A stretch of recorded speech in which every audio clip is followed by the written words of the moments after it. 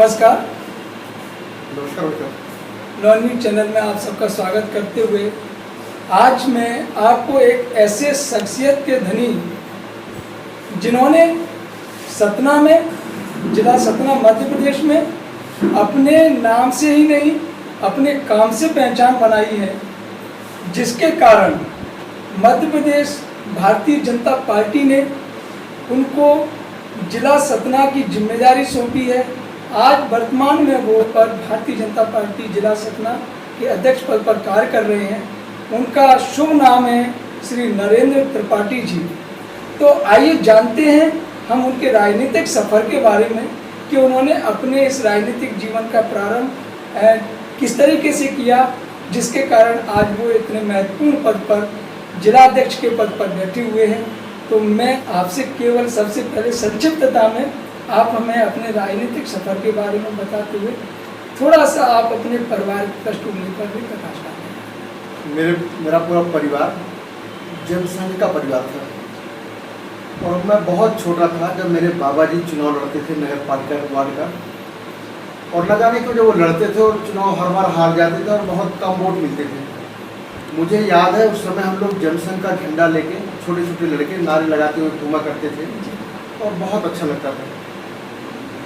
मैं खुद भी नहीं समझ पाया कि मैंने भारतीय जनता पार्टी में कब पोस्ट संभाल लिया और भारतीय जनता पार्टी का कार्यकर्ता हो गया। लेकिन मुझे खुशी इस बात की कि यह दल कार्यकर्ताओं पर आधारित दल है। मैं भारतीय जनता पार्टी में सबसे पहले जो छोटी इकाई होती है भारतीय जनता युवा मोर्चा, और युवा मोर्चे के वार्ड का अध्यक्ष बना था। जिले के जो वरिष्ठ नेताओं ने मुझे उसके बाद अगले अवसर पे युवा मोर्चे के नगर का दायित्व सौंपा। नगर के बाद में फिर युवा मोर्चे में जिले का दायित्व पे रहा। जिले के 2-3 कार्यकाल दायित्व में काम करने के बाद मुझे युवा मोर्चे में प्रदेश मंत्री का दायित्व मिला था। मैंने युवा मोर्चे प्रदेश मंत्री का दायित्व मिला तो रीवा संभाग और सागर संभाग आपके शहडोल संभाग का प्रभारी था। लगातार राजनीतिक संगठन में काम करने का सफर जारी रहा। मैं युवा मोर्चा में भारतीय जनता पार्टी में मंडल की टीम में रहा, फिर भारतीय जनता पार्टी में जिले का 2 बार उपाध्यक्ष रहा, फिर मध्य प्रदेश वर्किंग कमेटी का मेंबर भी मुझे बनने का सौभाग्य प्राप्त हुआ, और इस बार संगठन ने मुझे भारतीय जनता पार्टी का जिला अध्यक्ष बनाया। मेरे ऊपर एक बहुत बड़ा भरोसा किया और मैं पूरे तन मन धन से इस बात पर लगा हूँ कि मेरा संगठन मेरा परिवार है और यह दल समर्पण वाला दल है, और त्याग और समर्पण के दम पर ही आज भारतीय जनता पार्टी एक विशाल कार्यकर्ताओं के समूह के साथ इस विश्व का सबसे बड़ा राजनीतिक दल है। आज हम और आप देखते हैं, चाहे वो कोई भी राज्य हो, आज का युवा नशे की ओर ज़्यादा आगे बढ़ रहा है, अग्रसर हो रहा है। आज इसका मुख्य कारण क्या है? एक बात। दूसरा, आज हमारी जो भारतीय संस्कृति थी उसका जो आज ह्रास हुआ है, उसका मुख्य कारण क्या है? मैं अपने स्वशासी महाविद्यालय का मैं सेक्रेटरी का चुनाव भी लड़ा था। मैं अपने कॉलेज में एनसीसी में ए सर्टिफिकेट, बी सर्टिफिकेट और सी सर्टिफिकेट भी मैंने प्राप्त किए हैं। और पहले के युवा और अब के युवा में परिवर्तन है। एक तो टेक्नोलॉजी, और ये टेक्नोलॉजी कारण क्या हुआ कि हमारा जो फिजिकल वर्क है वो कम हो गया और ब्रेन वाला वर्क ज़्यादा तेज हो गया। रहा सवाल नशे का, मैं आपको बता दूं कि पहले भी ये लोग शौक करते थे और अब भी ये शौक कर रहे हैं। फर्क क्या, नशे का रूप बदल गया। नशा युवाओं को तोड़ता है, युवाओं की जो इच्छा शक्ति वो कमज़ोर करता है, और युवा विचलित और बेचैन होता है, और वो जो ठोस निर्णय लेने चाहिए कि हमें अपने जीवन को आगे बढ़ाने के लिए किस रास्ते को चुनना है, वो नहीं चुन पाता है। हम सब जो राजनीतिक दल के कार्यकर्ता हैं या जो समाज में काम कर रहे हैं, हम सब की नैतिक जिम्मेदारी बनती है कि हम युवाओं को इससे दूर करें। इसके लिए कोई कानून बनाने की जरूरत नहीं है।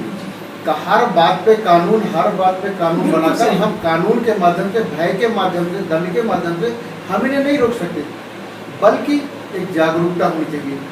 और इसका जो मूल कारण है, आपने बहुत अच्छा प्रश्न किया मेरे से, हमारी भारतीय संस्कृति का मूल कारण जो सबसे मैं मानता हूँ, संयुक्त फैमिली का साथ में ना रहना।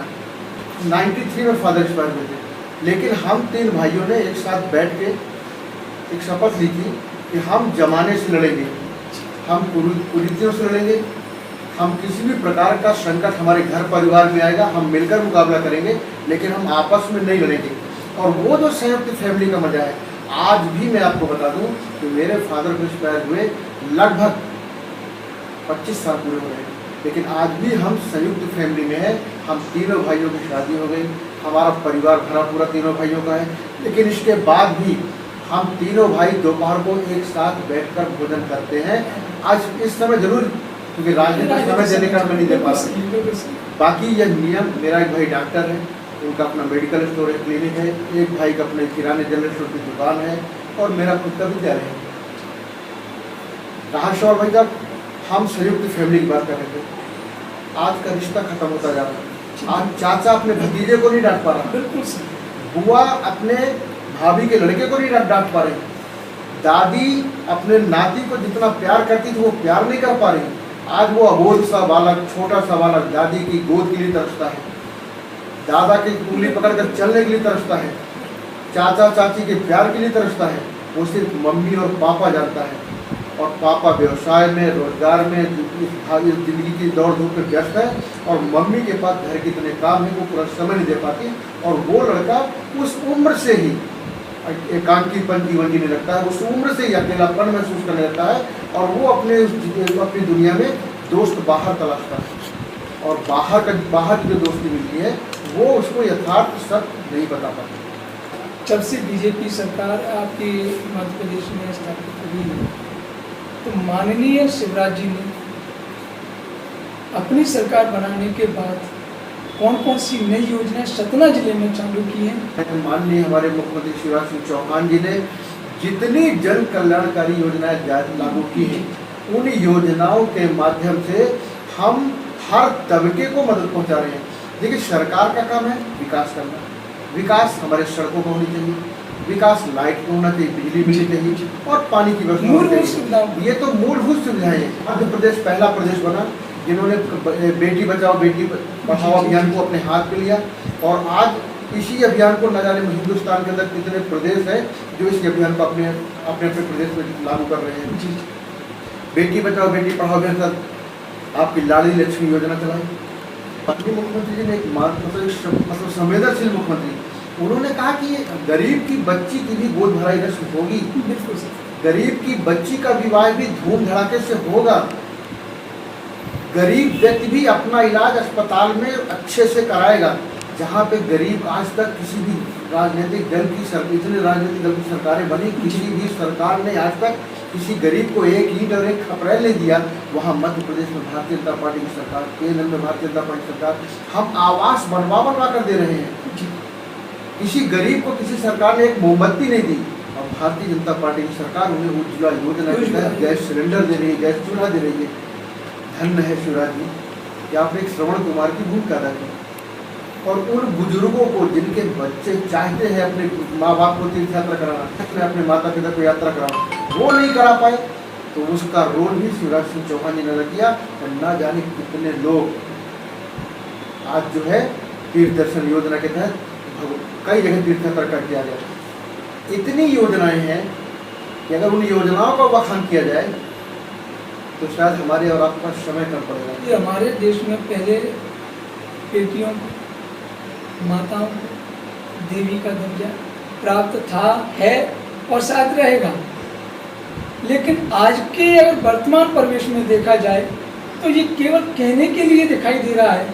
आज हम हिंदुस्तान के किसी भी कोने में चले जाएं, ऐसा एक क्या कारण हुआ है जिससे लोगों की मानसिकता इतनी विकृत, इतनी दूषित हो चुकी है? क्या कारण है कि जो लोग आज इंसान से हैवान बनता है? देखिए, बेटा या बेटी हमारे परिवार की है, हम सब के घरों में होती है। मैंने एक बात पहले भी आपने कही थी, हम अपने बच्चे बच्ची को क्या अपने परिवार का भाव करा पा रहे हैं, क्या परिवार बोध करा पा रहे हैं, क्या हम उनको वो संस्कार दे पा रहे हैं कि फैमिली क्या होती है, परिवार क्या होता है। संयुक्त परिवार का ना होना, जब एकल परिवार होता है, मम्मी पापा और उनके बेटे, वो बेटा संयुक्त फैमिली की परिभाषा नहीं जान पाता, वो बच्चा अपने चाचा की बच्ची कि वो जो बहन का प्रेम है वो उसको नहीं मिल पाता। वो लड़की अपने बुआ के लड़के जो उसका भाई होता है उससे वो इतना नहीं घुल मिल पाती। हम अपने बच्चे को कहाँ भेज रहे हैं, हम अपने बच्चे को क्या सिखा रहे हैं, हम अपने बच्चे को कितना समय दे रहे हैं।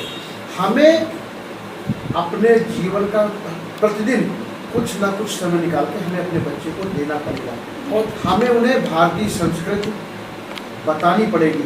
हम पाश्चात्य सभ्यता के वो जानकार रहें, लेकिन वो आवरण उनके अंदर और बाहर नहीं होना चाहिए। लोगों के पहनावे में भी काफ़ी कुछ बदलाव आ गया। मैं इसको बुरा नहीं मानता, सही, बशर्ते उसका ज्ञान आपको हो, लेकिन भारतीय संस्कृति, भारतीय परंपरा, हमारा अपना जीवन मूल्य, इसका ज्ञान होना बहुत जरूरी है। और मैं तो ये मानता हूँ कि पहले तो स्कूलों में सहायक वाचन चलती थी। उस सहायक वाचन में पंचतंत्र की कथाएं पढ़ाई जाती थी, हितोपदेश की कथाएं पढ़ाई जाती थी, महापुरुषों के जीवन परिचय पढ़ाए जाते थे, छोटे छोटे परिवार की कहानी किस्से पढ़ाए जाते थे। वो बच्चा जब घर में सोता था तो उसकी दादी, उसकी नानी उसको कहानियाँ सुनाया करती थी। कहाँ गया वो सब? और आज भी जिस घर में यह रीति रिवाज है, आज भी जिस घर में यह परंपरा है, आज भी जिस घर में त्यौहार पूरे परिवार के लोग मिलकर मनाते हैं, आज भी जिस घर में किसी बड़े कार्यक्रम में सब एक दूसरे के साथ हंसते बोलते हैं, उस घर में आज भी यह गंदगी प्रवेश नहीं कर पाई। लेकिन हम सब का धर्म है कि ये जो गंदगी प्रवेश कर रही है इसे हमें रोकना चाहिए, अपने बच्चों को सतर्क करना चाहिए, अपने बच्चों को ऐसे एकांत जगह पे या ऐसे लोगों के दूर रखना चाहिए और उनको इतना जागरूक बना देना चाहिए कि ये मर्यादा है, इस मर्यादा को कभी लांघना मैं आप 2 लाइनों में मध्य प्रदेश सतना की जनता को एक संदेश के रूप में कुछ अपनी तरफ से ऐसा कहें जिससे उनके बीच में आपका एक संदेश जाए, उन्हें कुछ जागरूक होने का मौका। आज हमारा भारत देश विभिन्न परिस्थितियों में संघर्ष करते हुए अपनी एक अलग पहचान बनाने जा रहा है। हम सब जब भी कभी विचारों की बात आए, हमारे आपस में विचार नहीं भी मिले या हम में थोड़ा बहुत विचारों में भेद हो सकता है, लेकिन जब देश की बात हो, जब विकास की बात हो, जब इस देश के, इस प्रदेश की आन बान शान की बात हो और जब इस देश में कोई ऐसी आपदा आने वाली हो या ऐसी कोई कुरीति या ऐसी कोई बुराई, ऐसे कोई व्यभिचार फैलने वाले हो, तो हम सबको सतर्क भी होना चाहिए, हम सबको एक होना चाहिए और हम सबको एक होकर इनकी निंदा भी करनी चाहिए और इसे रोकने का प्रयास भी करना चाहिए, क्योंकि अमन चैन हम सबके जीवन का महत्वपूर्ण अंग है। हम अपने परिवार को सुखी चाहते हैं, लेकिन हमारा परिवार तभी सुखी रहेगा जब हमारे सामने वाले का, हमारे अड़ोस पड़ोस का और हमारे पीछे वाले का, जब 4 परिवार सुखी रहेंगे तो हमारा परिवार अपने आप सुखी रहेगा और इस प्रदेश को स्वर्णिम प्रदेश और इस देश को नया भारत बनाने का संकल्प पूरा करें। वंदे मातरम। तो ये थे हमारे नरेंद्र त्रिपाठी जी, बदलना चाहते हैं। यदि हम आज अपने युवाओं में, आज आने वाली नई पीढ़ी में संस्कार देखना चाहते हैं तो हमें शिक्षा में बदलाव लाने की ज़रूरत है। शिक्षा ऐसी होनी चाहिए जिसमें महापुरुषों के जीवन चरित्र को व्यक्त किया गया हो। साथ ही इसके मैं आप सब लोगों से विदा लेता हूँ। फिर मुलाकात होगी एक नए मेहमान के साथ, फिर मैं आपके सामने रूबरू होगा। इसी के साथ मैं हरेंद्र शर्मा आप सबसे विदा लेते हुए आपका धन्यवाद।